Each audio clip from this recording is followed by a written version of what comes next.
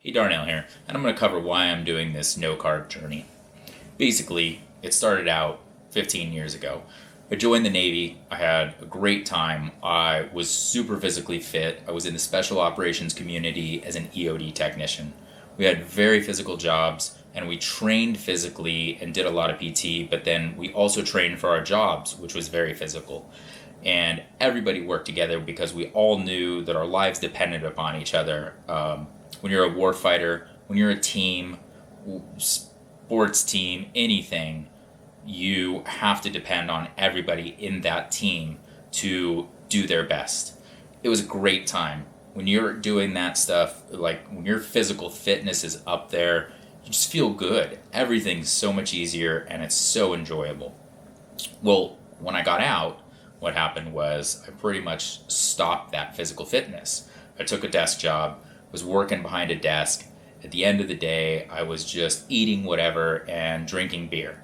And pretty much I put on 60 pounds, and I thought that was it. I thought that was the effect of my diet and everything like that, my lack of exercise.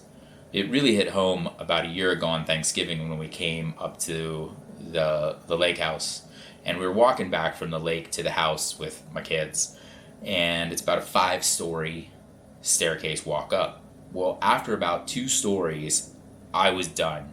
My heart was just pounding, my lungs, I was trying to catch my breath and everything. It felt like I had just finished a 4-mile time run and I was putting out maximal effort. But I had only walked up 2 staircases. It was pretty mentally crushing. But it wasn't something that was going to stop me. It simply made me say, I gotta fix this. There's a problem here. So I did the right thing.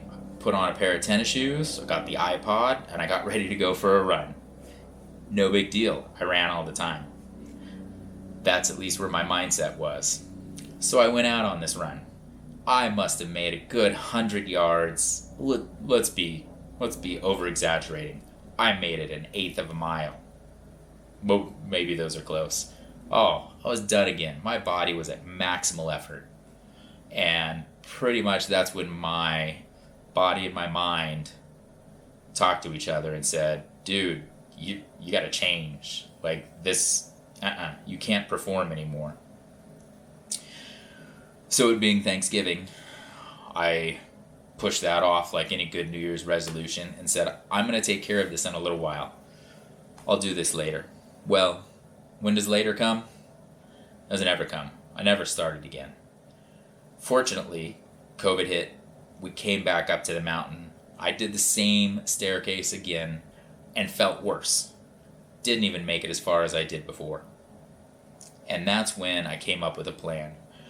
But it's a pretty big deal to feel the failure in yourself of who you think you are and what you thought you were, and then getting slapped right across the face and your realizations being like, oh, man, I didn't even think about that. Physicality was not even part of my life. I had let it fall so far to the wayside.